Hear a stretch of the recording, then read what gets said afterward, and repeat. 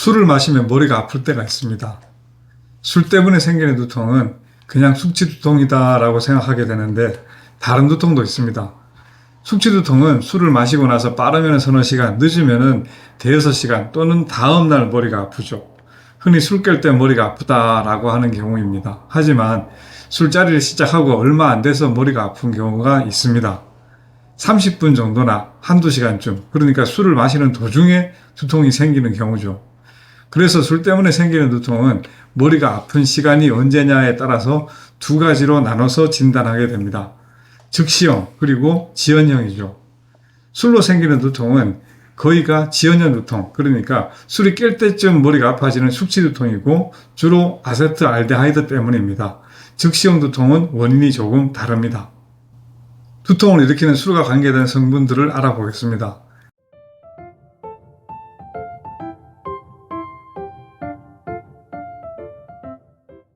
술에 들어있는 알코올은 여러 단계를 거치면서 특정 효소가 작용해서 분해되면서 사라집니다. 먼저 알코올 탈수소 효소가 알코올을 분해하기 시작하죠. 거기에 P450이라는 효소도 가세하게 됩니다. 알코올은 그 자체가 이미 독성 물질이니까 분해되지 않고 오래 머물러 있으면 문제가 생깁니다. 알코올은 뇌세포를 손상시킬 수 있고 위나 장점막을 자극하게 되죠. 그래서 염증성 물질을 만들 수 있고 소화 흡수에 지장을 주기 때문에 두통을 만들 수 있습니다. 알코올이 분해되고 나면은 아세트알데하이드로 바뀌게 되는데 이걸 분해하는 효소도 따로 있습니다. 아세트알데하이드가 빨리 분해되지 않고 남아있으면 온몸을 돌아다니면서 독작용을 합니다. 토하거나 어지럽고 두근거리거나 기운이 빠지고 두통을 만들 수 있습니다. 우리가 흔히 아는 숙취 증상들이죠. 술을 마시면 얼굴이 빨개지는 것도 분해되지 않는 아세트알데하이드가 혈액 중에 많을 때 혈관이 확장되기 때문입니다. 두통도 그 영향을 받습니다. 술 속에는 알코올 이외에도 두통을 일으키는 유발 물질들이 더 있습니다. 술이 발효되는 과정 중에는 바이오제닉 아민이라는 물질들이 자연히 생겨나게 됩니다. 히스타민이나 티라민 같은 것들인데 이 물질들도 예민한 분들한테는 두통의 유발 물질이 될 수 있습니다. 영향력은 그렇게 크지는 않습니다. 그리고 술들은 술마다 독특한 향이 있죠. 그 향을 만드는 것이 퓨젤류나 휘발성 성분들인데 이것들도 술을 만드는 과정 중에 만들어지고 마찬가지로 두통을 유발하는 것으로 연구 보고되고 있습니다. 그래도 아주 민감한 분이 아니면 영향력은 그렇게 크지 않습니다. 술은 에탄올이죠. 그런데 발효 과정 중에 메탄올도 같이 생기게 됩니다. 그래서 술에는 메탄올이 들어있을 수 있는데 그 메탄올이 숙취를 일으킬 수 있습니다. 하지만 우리나라의 경우에는 식약처에서 술의 메탄올 관리를 아주 철저히 하고 있으니까 그렇게 걱정하지 않으셔도 됩니다. 관계기관의 집중검사에서도 소주, 맥주, 청주, 탁주에는 메탄올이 아예 검출되지도 않았습니다. 마지막으로 안주의 문제도 있습니다. 안주는 말 그대로 술의 독성을 줄이는 역할도 하지만 안주가 과하게 되면은 술이 몸속에 오래 머물게 만들 수도 있습니다.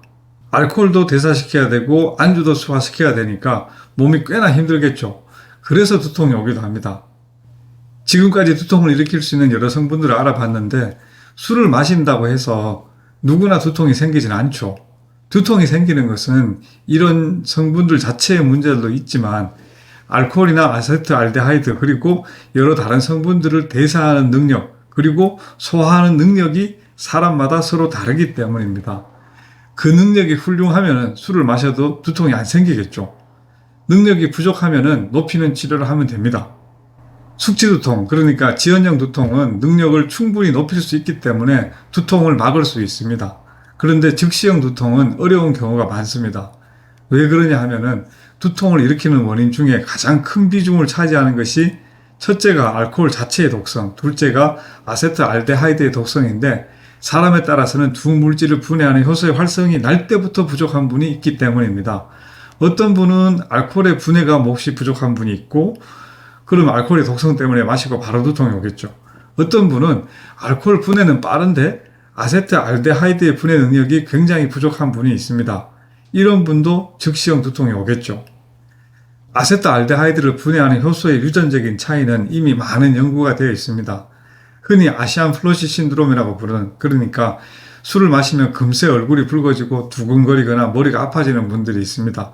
그런 분들한테는 술을 권하지 않으시는 것이 좋습니다. 심한 경우에는 호흡 곤란이 올 수도 있기 때문입니다. 아세트알데하이드를 분해하는 능력이 날 때부터 부족한 분들입니다. 우리나라 사람의 30% 정도가 거기에 속한다고 합니다. 하지만 분해 능력에도 정도의 차이는 있습니다. 주로 술이 약하다 하는 분들이지만 그분들 중에는 술을 많이 드시는 분도 있으니까요. 그리고 그분들 모두가 즉시형 두통이 나타나지도 않습니다. 그분들 중에 일부입니다. 그리고 아시안 플러시가 아니더라도 알코올에 유독 민감한 분이 있습니다. 그런 분들은 우선 술을 피하시는 것이 맞습니다. 그리고 두통 중에는 군발 두통이 있는 분은 평소에는 괜찮다가 군발기가 되면은 맥주를 한 모금만 마셔도 두통이 시작되게 됩니다. 군발 두통은 처음 시작될 때는 자신이 군발 두통인지 모르는 분이 많습니다. 그래서 술을 조금이라도 마시면 바로 두통이 오고 그 이후로 한두 달간 술을 안 마셔도 두통이 계속될 때는 신경과 진료를 꼭 받아보시는 것이 좋습니다. 숙취두통은 치료하면 좋아집니다. 아시안 플러시처럼 유전적인 문제만 아니면은 술을 많이 마실 수 있게 할 수도 있습니다. 개선이 가능한 능력의 범주이기 때문입니다. 하지만 즉시형 두통은 조심하시는 것이 좋습니다. 건강 상태가 나쁠 때 일시적으로 생기기도 하지만은 흔한 경우는 아니기 때문입니다. 한두 번이 아니라 여러 번 마실 때마다 두통이 있고 게다가 평소에도 두통이 간혹 있는 분이라면은 그냥 진통제만 드실 것이 아니라 꼭 진료를 받아보십시오. 오늘 준비한 영상은 여기까지입니다. 끝까지 경청해 주셔서 대단히 감사합니다.